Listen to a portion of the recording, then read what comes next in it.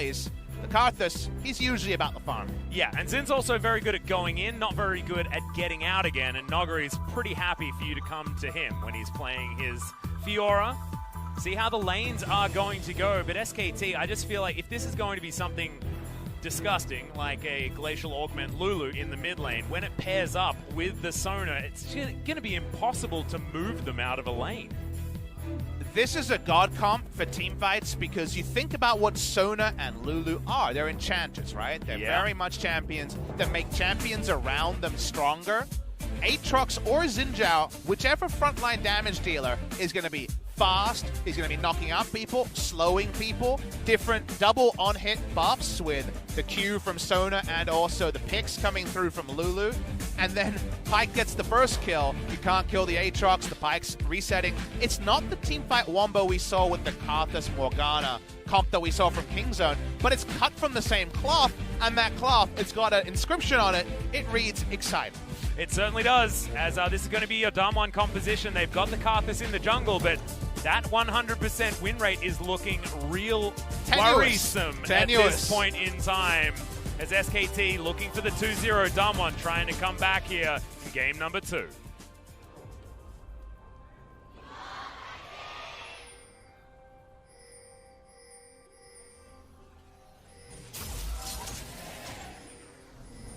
A little bit late on the Damwon transition there, but here we are on the Summoner's Rift.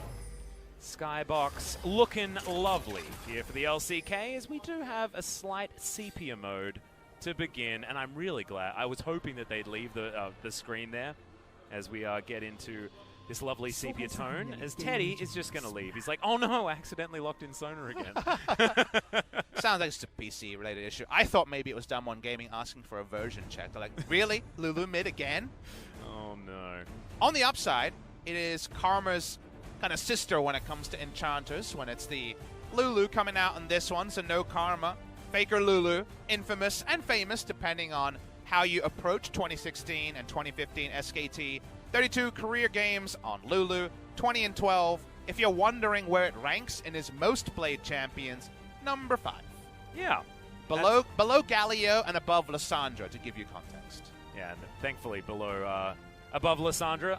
It's been, the Galio and Lissandra was certainly a bit of a meme for Faker as times went on, especially in recent times.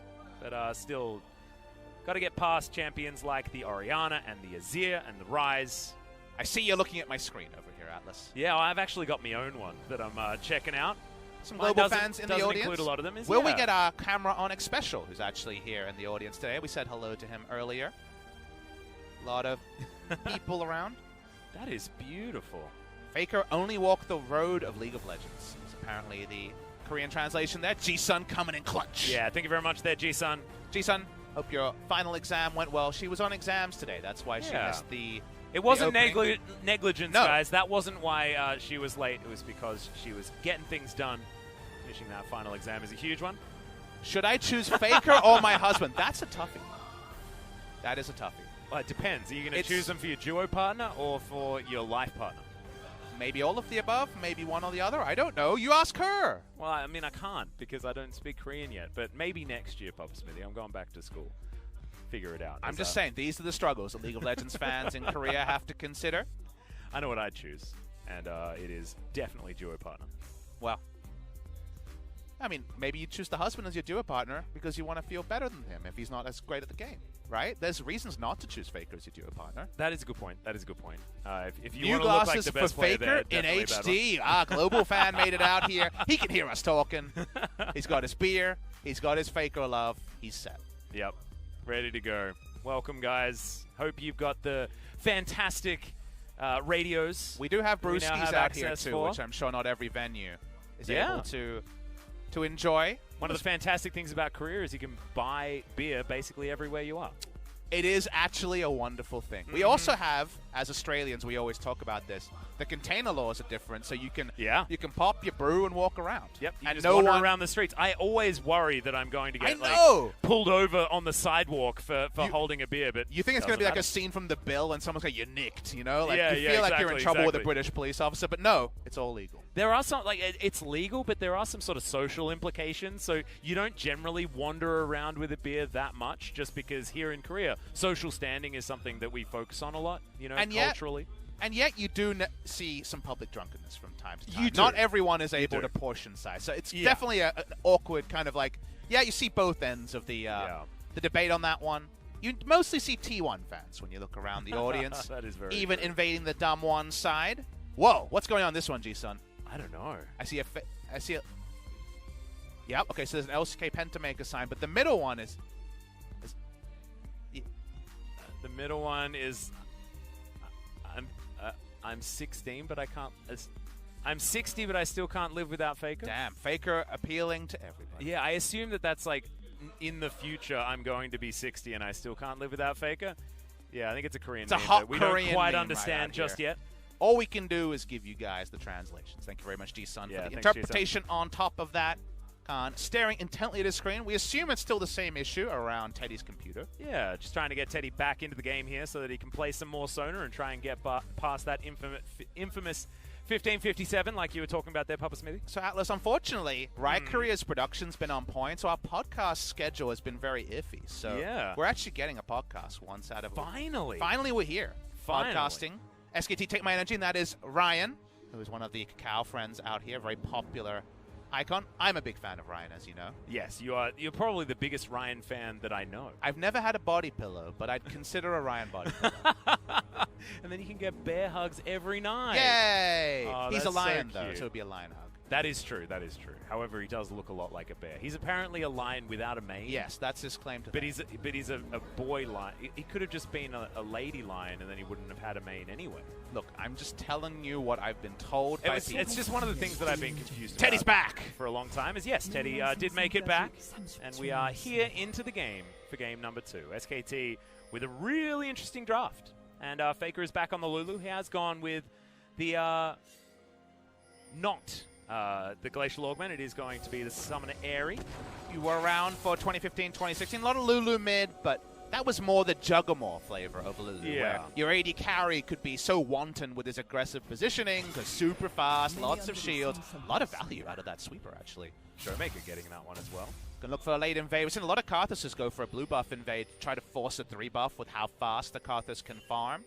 Reason why I mentioned the Juggermore days is this is not that kind of comp. This is super huge frontliner, and we're expecting Aatrox or Xin Zhao to be that frontliner, and then the cleanup coming through from Pyke around the backside of the fight. So it's still a teamfight comp around the Sona, but the Lulu really puts over the edge just how many on-hits Xin Zhao and Aatrox can abuse, and Xin Zhao's probably the most reliable one because he dives in there, high attack speed, crescent sweep, and he's tanky, he's got situational invulnerability, and he's going to be doing a boatload of damage. I can imagine Clid is going to be a large focus for SKT here to try and get as much money onto their jungler as possible, as Good Ward spots him out, as he'll see no blue buff. He gets the bad news. The reason why he rushes topside is he's hoping it's as greedy as some of the other starts where we've seen 2 camps attempted. If Karthus was going for vertical jungling here, which is very much threatened by a double sweeper, then if he wants, he wants to kill the Gromp, he wants to take the wolves, and then Xin Zhao says, thank you very much, you flash your life, is what happens there. Instead, Canyon hit and run, just stole the blue buff and left. So this time, Clid loses out on kind of the blind leap of faith you take when you invade an area where it's very likely that you might find nothing. Well, he's just going to do his wolf camp. Spotted by that ward once again as he comes back from the Gromp. Looks like the bottom side of the map is going to be where he heads to next, as Canyon looking to come over and assert his dominance here. Canyon's trying to jungle up a storm around Clid. Well, all of these popcorn chickens are going to belong to him as Clid looks to hold on to the big one, but Wall of Pain comes in and Showmaker has that priority in the mid lane. Clid is going to have to give this one up. He's getting heavily punished for his contest attempt. This is, of course, what happens when you don't take the free camp that's kind of given over to you. Now, one of the reasons that he might not have been able to just run to blue buff, though, Atlas, is remember, it is Sona Pyke who won't be applying much pressure on the bot side. Clid's going for a very gimmicky gank to try to salvage this game. He needs this to work. It's not gonna. Acceleration gate comes in. Already the Wall of Pain was used. There's the flash from Showmaker. Audacious charge. Gets Squid out of the way, but is it going to be enough? There it is! The lay waste, and Faker might fall as well. Another one comes in, but it's a good sidestep, and Canyon doesn't hit all the Skittles. But he actually hits enough to get a second stack of his Keystone as well. Bot side, Mata goes in. Canyon really is now in a great position. Clid was able to sap level 3 away from the minions, but otherwise, he gets really heavily answered in that particular gank attempt. Yeah, real disaster here for SKT in the mid lane. Faker did hold on to his flash, so that's good news, as Nogari's going very aggressive onto Khan. Weak spot luck there for Khan, honestly, because otherwise Nogari would have done another big chunk. Canyon helping the push out in mid lane. Notice Showmaker doesn't have teleport, so he needs help to get any level of a decent back timing. If you get a bad back timing and the enemy has TP, it's almost the worst day of your life. Thing to mention, one of the other reasons Clid might have gone topside is because Sona was going to be pushed in, so therefore going to enemy blue, there was a chance Sivir and Tom Kent showed up. But of all the choices, this was one that could get heavily punished, and even though there's some inevitability about the late game, what about right now? Yeah, Wall of Pain coming in once again as Teddy down to 300 health. Canyon just going to try and turn it onto Clid here. Tongue Lash lands, no flash available. Nuclear is going to be able to get another kill, and it looks like Clid's just walking money for Damwon this game. And Canyon's accuracy on the lay waste, the best of any of the jungle Karthuses we've seen so far. He's reading the plays very well. And Xin Zhao trying to gank his way out of an awkward spot. Remember, no camps for him to visit on his side because of all the counter jungling. Is just, unfortunately, kind of chasing the loss when it comes to his early game. And this honestly feels like Casper Cup Damwon. When Canyon made his debut, he was so intelligent with how he played the jungle. Clid is getting hard read this game. Absolutely. As we're going to see this mid lane gank once again, it was good flash from Showmaker to make sure Clid just couldn't get far enough away without doing a hell of a lot of crazy stuff. And when you try next levels like from behind trying to pull off ganks, sometimes it's 200 IQ, sometimes it's a lot lower than normal. Unfortunately, this is the punishment if the enemy reads it or if they're in position. Lay waste accuracy is great. The last one misses, but guess what? Sivir gets a buff, and you feel good about that. Not a lot in the jungle to be able to pick up either. Clid is the frontliner who is expected to pick up so much of the utility this game. That utility might not actually be amplifying a lot of base items. Yeah. It's another game that is very largely going the wrong direction early in this one. So it's 6 minutes in, and it's 0-2 already, and it's a 2,000 gold lead for Damwon. And it's kind of like the bot lane disaster has become a SKT jungle disaster to pay back the struggles that Nuclear and Beryl had in game number 1. So it is weird how kind of so much has happened early that could just have huge ramifications, and we can't know if it just means, okay, it filters down, they lose because of this, but it would be understandable if that is kind of the straw that breaks the camel's back. The counterpoint is SKT have an easy-to-execute teamfight comp eventually. They do have to stem the bleeding for eventuality to actually be relevant. Yeah, and honestly, our teamfight's even going to be relevant because this is a Fiora composition coming out of Damwon. As once again, we've got a bit of a computer issue on Teddy's side. Sona comp not necessarily working here for SKT. However, we know that scaling advantage, once again, going to be in their favor. But is it unsalvageable at this point? Like, it's so hard to assess this as a scaling composition versus an early game composition with how the start of this game has gone, because without having the Xin Zhao at any sort of power level throughout this game, and a comp that does rely on the Xin Zhao having a decent amount of power, it's going to be really hard for them to navigate towards a win condition. I think we should put faith in our viewers to understand what we mean by outscale, because it's not just SKT in every late game win. It's SKT in every teamfight scenario are heavily favored, but you could say the map outscale is there with the Fiora having side lane matchups that SKT will find very hard to contest. So there still is a chance that Damwon Gaming can outscale by making the map wide, and something like the Xin Zhao being a dull blade rather than a serrated one can actually affect SKT's ability to teamfight. Now, teamfight outscale is the more reliable way to win because so many games fall into Teamfight Atlas, but there is still scaling on Damwon Gaming they feel good about. See whether they can get to it or whether they even need to as this game goes on. Big spell shield there from Nuclear and answers the favor of Teddy's Q with a Q of his own. Saw some fans fighting there in the audience as Grand Challenge comes in for Noggery. World Ender's down for Khan, but he's just desperately trying to get away. Healing Field comes in. Clid once again going to be found by Damwon in his own jungle as Khan looking to turn this one around. Flash comes in very aggressively, but Noggery just wanders away and gets a flash advantage. Execution is calling, doing a lot of work in the 1v1, but not enough to actually justify the aggressive flash. The kill isn't there. On the bottom side, like you mentioned, Clid dies a third time. He is so far behind the Karthus, and actually blowing something like a Wild Growth in mid, and that new effect is very cute, is a pretty big thing, because now even Faker has to be sure about his next movements, not like Jace in the mid lane, lacks in damage. Well, he will find another Glitter Lance here onto Showmaker, who's getting abused a little bit. Of course, Lulu is still just as annoying as she used to be. You guys can cast your minds back to the Lulu mid-metas of old. Certainly was a lot of throwing Glitter Lances and watching people slowly die. There's one way you should be bugging LS to review the Karthus pathing in this game, because Karthus has been really on point and now has the CS lead plus just map pressure lead that we don't often see. This is camping, a red buff spawn. They basically know every camp respawn timer from Clid based on the ones they've killed and the expected pathing to get to spots. This is a very easy know when to contest spot.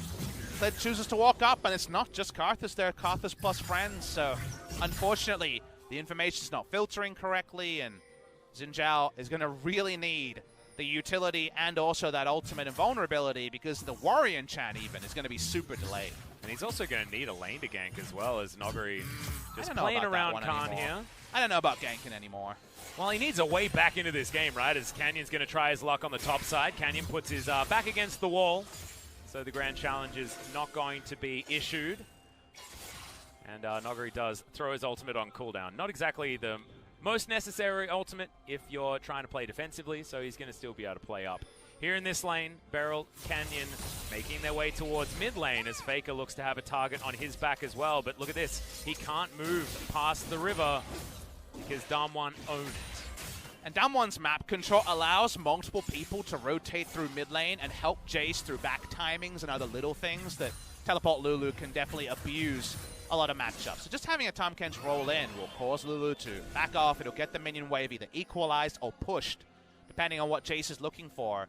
So that additional help is big. Should be mentioned that we haven't talked about bot side through all of this. No deaths will come in there.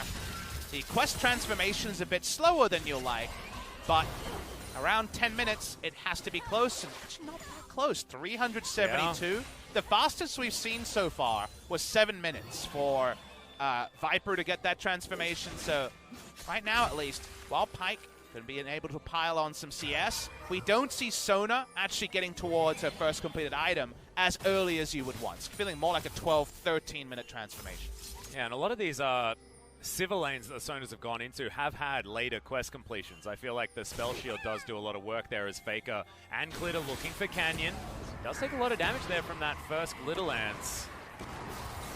Faker has a lost chapter already built up. Showmaker very close to getting his Ghost Blade. A lot of talk about calculating where CS is at in these lanes. You would assume a lot of this is shared, so probably going to be about 50 selfish CS for Pyke, and the rest shared between Sona and Pyke as the number goes on both sides. Speaking of both sides, Canyon can go on both sides of the Rift. I think it feels like he is on both sides Which of the camp rift. do we even say is Clid's for sure? Maybe Krug's the one you would say is for sure his. Everything else has been invaded and contested. Double Executioner calling game, one for the Sivir to try to slow down the healing from the Sona, the other one for the Aatrox, but no Aatrox CS lead this time out. Nope. However, he's not too far behind. We know that this can be a rough matchup for the Aatrox as the minion wave is going to come in and Khan's going to be able to pick up another 6. Not horrendously bad, and honestly, I mean, this is the matchup that I highlighted at the beginning of this series, and Khan has actually done a decent job in both games keeping up. And we zoned out a little bit. We saw Sona, we filled in everything. Notice it's not Klepto on this Sona, so the fact that the quest was so slow and there's no Klepto actually means that Sona's build is going to be slow. So that means a lot of flow-on effects there. Even just Seraph's completion time can be so important. Otherwise, Sona can be assassinated with no Taric ult to keep her alive. So this should actually slow down between that and Xin Zhao. A lot of SKT's effectiveness in the team fight. However, Sona abuses Aerie more than almost any champ. So if they get to that late game, it's even stronger than what we were outlining. Well, Canyon's boosting it here towards the bottom side of the map. He has his Sork boots already. Song of Celerity shouldn't be enough as the crescendo comes out so defensively. It's a good bone skewer though as Mata looks for Beryl. Baker comes on in. Wild Growth gets a knock up onto the Tahm Kench, but otherwise it's nothing. Powered Shock Blast is huge as four members, on the bottom side of the map are there. Showmaker devoured as Nuclear is getting a lot of damage in. And the Rift Herald's going to come down to join the party. Canyon had 2 buttons he could press, saw that Sona was going to heal out of ult range and goes with the Rift Herald. Good choice here. They're actually getting a TP straight back from the Sona. Yep, she's going to come in. Spell Shield's there from Nuclear. Now Mata underneath the turret, but this one's going down extremely low. Shelly gets her eye poked, but she's already taken the plates off the shelf. And Damwon are going to transition into their second Drake of the game. Another one with Accelerated Dragons. It's going to be the Ocean as now Faker's caught in transition. Has Flash, so he's not going to die. And also gets a lot of damage there onto Canyon as well. He's not going to get bullied this game. I mean, the posturing is so aggressive from Damwon Gaming, as it should be with how far behind enemy jungler is only now Warrior Enchant complete. Damwon Gaming, they did not draft to punish, but they took the Executioner's calling early. The Sona only now gets quest, seems about 12.5 minutes, and can catch the exact transformation. Like we mentioned with no Klepto, we're not cheating the gold curve either. Yes, more and more people are going the way of Aerie because Sona multi-procs it in team fights, and if you go something like Ardent Sensor or Themes, you get a lot of value.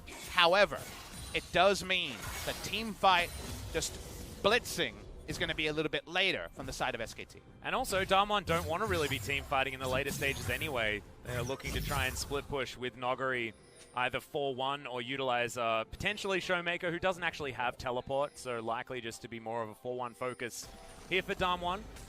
And we mentioned that we wanted Damwon to go back to a style that they're good at. The Damwon style is how they win games, as Khan taking another poor trade here against Noggery. But this does feel like a Damwon comp. Noggery taking turret shots also. Feels like Noggery as they're going for the 1v1. Grand Challenge comes down. Khan landing a lot of these spells though. Riposte was on cooldown. He gets underneath his turret. It's ultimate for ultimate on the top side. Noggery will never back down from those fights. Flash up or down. He plays it super aggressively. Now, multiple types of gold generation coming. And I just want to see SKT's team fights in action. I'm kind of greedy because they do have a really cool comp along the lines of Kingzone versus Afrika game #1. Even from behind, if they outplay and that first Pike ult comes in, Aatrox gets his Bloodwell active, good things can still happen. It's been so controlled though, and Damwon Gaming in a Sivir lane is trying to power down this first turret. Yeah, the first pick in a team fight is going to be so incredibly important as teleport's coming in. Yeah, cleared. Dives onto Showmaker. Canyon has the Defile as Khan turns up. Good knock up there onto Canyon, but he has to get out of there. 5 members of Damwon already collapsing as Noggery dives onto Khan. Probably not going to want to go any further. The rest of his team was not doing so as Riposte is dodged on the SKT side. Another summon Aerie coming down there from Faker, who's very good at adding on extra pressure with this Lulu. Nothing really comes of it. First good moment of the game for SKT. You love seeing the Fiora follow the teleport because it means no TP Fiora advantage bot side. Mata and Teddy weren't there, so SKT weren't realistically going to fully collapse onto a team fight. So yes, you draw out a TP. Do you still get ganked anyway because Canyon's here? Yeah, we got an Abyssal Voyage coming down as well as Canyon has to flash to get out of the way. Beryl with the grey health is there, but Mata was threatening with that death from below. And in the meantime, Nuclear's just going to take a turret on the bottom side of the map. Damwon playing the map so intelligently because Noggery's on the top side doing the same thing. Noggery can do Noggery things, and Nuclear can take a turret bot lane. Then you are out-rotating, and SKT can't force the team by force the grouping before Damwon Gaming opt into it. Wave pushed in further. We back away here. Things definitely looking way better for Damwon than we might have expected given the draft and how comfortable a lane it looked like. The Sona in the bot lane. What is SKT's next move? Because anything more than just trying to get a strong side of the map, maybe finding Showmaker. Yeah, Wild Growth does come in. Showmaker goes down to half health. The Ignite is still ticking, but not going to do too much. This all-in attempt, Wild Growth invested, but not the hugest cooldown, especially not as this game goes on, but not a lot of cooldown reduction in the build yet for Faker. Have to wait a bit of time. Need to find a strong side of the map, and we're not even talking about enemy side, their own side. Control somewhere. Control grows from early kernels. Some sort of kernel of truth, some sort of kernel of strength is what they need, because otherwise they're being outmatched in the side lanes as Dumb1 Gaming drafted. So for now, so little control that Canyon can just roll in and threaten every time. Yeah, Teddy gets 2 men with his crescendo, but it's not enough. Nuclear is able to lock down that kill. I believe it was spell shielded as Mata not hit by the boomerang, but they've got what they came here for. They can reliably do that. If they can just kill the Sona over and over again, this SKT comp doesn't have a lot, as Nogari takes everything. Loses the trade, I guess, as far as health, but he takes the Grump, and he's still pushing. Can't sidestep lay waste, no boots on the Sona build, means takes the first 2 and dies so quickly. Mid lane outer turret goes down. Dumb1 Gaming, 3 turrets to 0. A lot of the analysis on these Sona comps is reminiscent of all the funnel comps we had last year, where we talked about, can you get 3 turrets down pre-20 and stop this AD carry with so much money dominating? The answer so far is yes, and speaking of dominating, yeah, Faker's just going to get smashed. The Wild Growth was there, he bought some time maybe, but To the Skies is going to put him straight into the death chamber.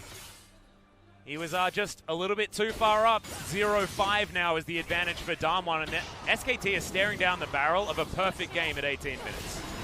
They are getting just dominated on a comp that needs time, that needs tender loving care. The tender loving care was thrown out so early when Clid, the architect of a lot of their early games at MSI, was put behind like he has too often for SKT fans. In the summer season, Teddy comes in, he doesn't have boots, dies very fast. Probably skipped out in the boots because he just needed to get that Sarah shield as fast as possible. So he's not going to have it for a while. The greediness of going down the Aerie just doesn't work when your jungler falls so far behind. Mata can't contest wards, nothing's coming together. It just feels like Dumb1 Gaming get an objective. SKT should just say thank you very much, we'll come back later. Yeah, exactly. Or we'll try our very best to get something elsewhere on this map, because right now they've managed to get absolutely nothing. No Rift Heralds, no Dragons, no towers. Faker can barely even get towards this minion wave. The best thing you can say is that Dumb1 Gaming don't have a lot of ways to end the game at that 22-minute mark that we see in the LPL, that we see from some of the best teams around the world. They don't have a lot of force. They have a Sivir ult and then no other CC, right? When Wall of Pain is among your best engaged tools, you know that you've got some issues there. Now, they can still keep splitting, but actually ending the game is tricky, and that might baby SKT to at least some core items. They'll be behind, but they might be able to finish their items before the game just ends because of the huge gold lead from Dumb. Yeah, they might be able to prevent the Nexus from going down in the next 10 minutes' time. But you can see already the split push is on here for Dumb1. Bottom side of the map, you got Nogari pushing in. 7,000 gold is the lead as we tick over to 20 minutes. That Baron is going to be up on the map, and do SKT stand a hope to get any sort of vision outside of blue trinkets in that pit? I have a feeling the answer is very close. It has to be Lulu Zen or Lulu Aatrox willing to use ults to make it happen, to get some of the vision as far up as they want. If there was 2 Mountain Drakes, there's a chance that a Duo Baron could have happened on the side of Dumb1. Right now, the Duo Baron's a lot harder because the sides are so squishy, but Canyon just has the most ability power. He's got an old death cap, a new death cap, all sorts of death caps on the way with his ability power stacking. Building all of the different death caps as Armada. Was thinking about lining up a Bone Skewer, but there's no vision available here. 3 members of Dumb1 is way more than the little Pike can handle. No flat pen in the build, and would have been very useful against no magic resist, as Khan's just going to run away. Yep, World Ender is going to be used very defensively. Not yet. Yeah, Nogari not happy to jump underneath that turret just yet. Trinity Force not done on that one. Yeah, not it. Going flat AP is still good when the enemy isn't stacking magic resist, but it helps you push. That's the way it's different, right? Magic pen against minions not as strong. Monsters as well. Also means more Baron damage in a high AP build. So while the double pen is not there to do true damage, it's just a lot of damage. So the AP is still relevant. 2.2k gold lead here for Canyon in the jungle also. Just keeping up with that one. Clid was just the most shut down in the jungle. 0-3-0, and you look at these score lines, and if you haven't been watching the whole game, then it's you just say, oh, well, Clid's just been hard beating this game. Honestly, he was just hard read throughout the entirety of the early game by Canyon. A little bit of column A, a little bit of column B. Yeah, I mean, it was doing a bit of it, but it wasn't like he was griefing this whole game or anything like that. The reason why Clid's performance in this game is very atypical to normal Korean junglers is, what does a Korean jungler do when he falls behind or dies early? He just goes super defensive, slowly kills camps safely, never ganks. Clid did what we see in the LPL a lot, what we see from aggressive junglers. He tried to say, well, I'm behind. My only way to catch up is to get a gank, then be strong enough to farm my camps with impunity. The problem with that is, if that fails, then you fall desperately far behind, perhaps never going to be competitive. So we see the Clid playstyle come through, and unfortunately, this time it really is the wrong side of what can happen there. And now there's a death cap on the Karthus. He's got the most ability power you could ever ask for. He's got his hat and a cane, Papa Smithy, and he's just looking pretty damn fine on Summoner's Rift. Trinity Force is probably done here, right? So. It is. Although still can't really tank turrets just yet. Cool down at the moment. Okay, double crescendo is going to land. Marta, death from below, but Beryl goes golden. Can he buy enough time? The grey health is going to be there, but the catfish is going to go down. No perfect game for Damwon, but can they follow up? This team fight empowered shock blast blocked by Clid, who had a lot of shielding. And we can see what SKT's comp is supposed to do. However, we can see how much gold Damwon have if SKT walk up when some of those ults are down. No reset for Mata. Ult is down as Nuguri, once again fighting. Yeah, Infernal Chain did have the stun lined up there from the Infernal Chains, but not going to tag Khan with it. Gets out. So, 1 kill going over to SKT. A positive trade for our spring champions, but they're not out of the woods just yet. Still, the punishment feels like a very lax silver lining. Mata is, of course, going to be squishy. Yep, straight caught out of position there as Infernal Drake just goes for free over to Damwon like it should, as Khan now finds himself in amongst all of Damwon. Okay, that's our first Requiem. That did a big old chunk to a whole bunch of members of SKT, but thankfully for SKT fans, it's not going to kill. Only ends up being a Requiem for a Dream because Sivir couldn't get more damage in to actually finish off members. But, hold on cooldown, a little bit of pressure relieved. SKT have to be so careful about where they choose to use their team comp, because even if they have some inherent strength, as was suggested earlier, the outnumber there was the important reason they could actually get a kill to stick. Now Khan going to move once again outside of his inner turret range, which is exactly what he doesn't want to do. Infernal Chains are going to be lined up. It is one reason why Fiora is so good, just because you can predict exactly, or you can calculate exactly when that pullback's going to come in, meaning that you'll always get full CC on your riposte. SKT continue to hang back. See how little of their map they control. Ward line very aggressive down one side. Let's see if the blue buff was stolen there or not, but there was a blue buff active on the Karthus. Nuguri gets that turret, continues to push. SKT want to find a TP out. That is the lifeline for Aatrox in a comp like this. Team fights. Maybe just a skirmish, but Nuguri gets away. Yeah, Wind Becomes Lightning did connect there just the tip, but not going to get too much, as Mata is going to have to Ghost Water dive his way out of this one. Nuclear able to clear out wards. Beryl doesn't get this one here that's in the brush. It does eventually sweep that one out. Vision-wise, Troll Ward on Lulu, 2 on Sona, blue trinket up. So for now, the Baron baits aren't going to be deadly, but those are the calculations, and Damwon Gaming know Baron should be there sooner rather than later. We did reach that 25-minute mark with the game not over. 9,000 gold lead is severe. We're 10 minutes past the 15:57, or we will be in 17 seconds, so we're still feeling good.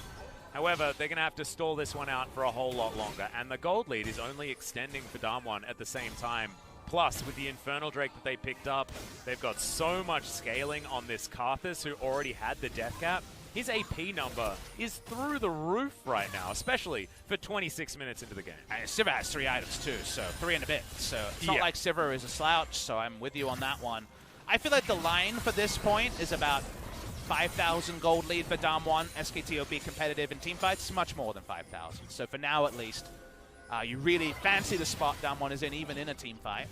But that line, you know, it doesn't grow over time, right? Over time, when there's more gold injected and core items are completed, SKT's comp in the 5v5 will be very, very powerful. So for now, at least, SKT, they haven't stemmed the bleeding enough, but in 10 minutes, if it's the same goal difference, there might be an argument that there's a way back in. Yeah, SKT just looking for that 45-minute potential win condition. I'm willing to give them 35.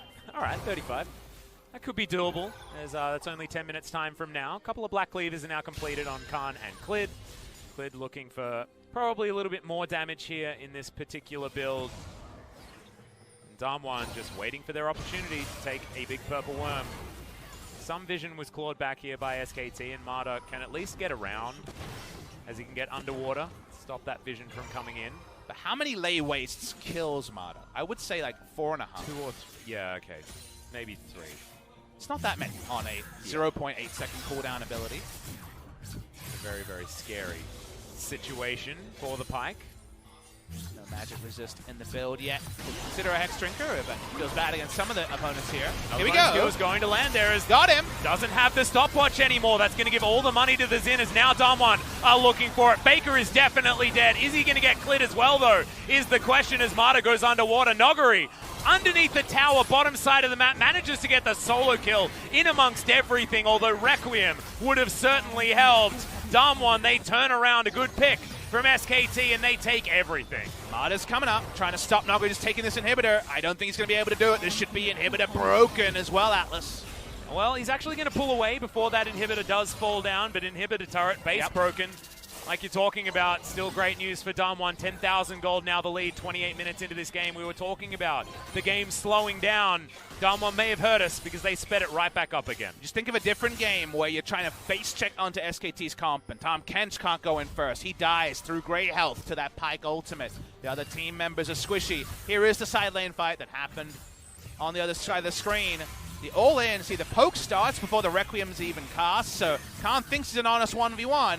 It's far from honest. Yeah, exactly. And I mean, honestly, Noguri played it about as poorly as he could have. He missed the riposte timing. He had to flash in order to get those last autos, and then the World Ender got the extra movement speed for Khan. However, just wasn't quite enough. As you can see, Marta starts off the fight nicely, but Damwon want SKT to start the fights because, like we were saying, they don't have a lot of engage. And they also want 5v5, where that kill onto Tahm Kench also allows Aatrox to be wantonly aggressive in the front line with double Enchantress behind him. That's not the sort of things you get. That's dotting your I's and crossing your T's from behind. They're not getting that, but they're on the Baron, Atlas, and Damwon Gaming still have to react. Yeah, we're going to look for another Bone Skewer. Beryl's going to use the flash this time to get out of the way. Didn't have heal available. Canyon wasn't in position. As SKT, they just dive on this one more time. Bottom side of the map, Noguri hadn't made it to that inhibitor just yet. He has teleport available. I don't think he's looking to use it, as Damwon are just going to position themselves around a true 4v5, and SKT are going to finally pull the trigger. Infernal Chains do land. Khan in the front line like he's supposed to be, but he's being torn apart. Inhibitor's going down, and Damwon are just straight up winning the 4 versus 5 in the meantime. That's a Bone Skewer landing onto Showmaker, but that just closes the distance even more. And Nexus turrets are falling down. The Requiem comes in, and can Noguri just do this 1 versus 4? He has a brilliant riposte to get into the front line. His grand challenge has been met here. Noguri gets in, gets his second. Faker not going to get hit by the boomerangs, but Damwon are bullying them out of their own base, and Noguri now just trolling with a teleport. Damwon smash SKT in game number 2, and they're styling on them at the end. Sometimes you press your buttons because you can. The game would have ended on the Nexus anyway, as he warded them away. Noguri's split push, that bait around Baron doesn't work if your inhibitor turret is down. SKT were damned if they do, damned if they don't, and every time they lock in that Sona, unfortunately it's a bad look for SK Telecom T1, and what did we say? It always goes to 3 between SKT and Damwon, and for the 4th series in a row, we are correct. Yep. But SKT almost looked like they didn't turn up in game number 2. I want to see what happens game number 3 when everything is on the line. That was very, very rough. It was really hard to watch, actually, from an SKT perspective, just because things went so horrendously wrong from the jungle so early, and it was just them desperately trying to find their way back in when they knew it was going to be so much harder in the mid-game regardless. First answer that comes to your head, do you sub in Haru for game 3? Oh, I don't know. That's not the first answer, Atlas. Give me a yes or no. It's a tricky one, but there's I'm going to say no. I'm going to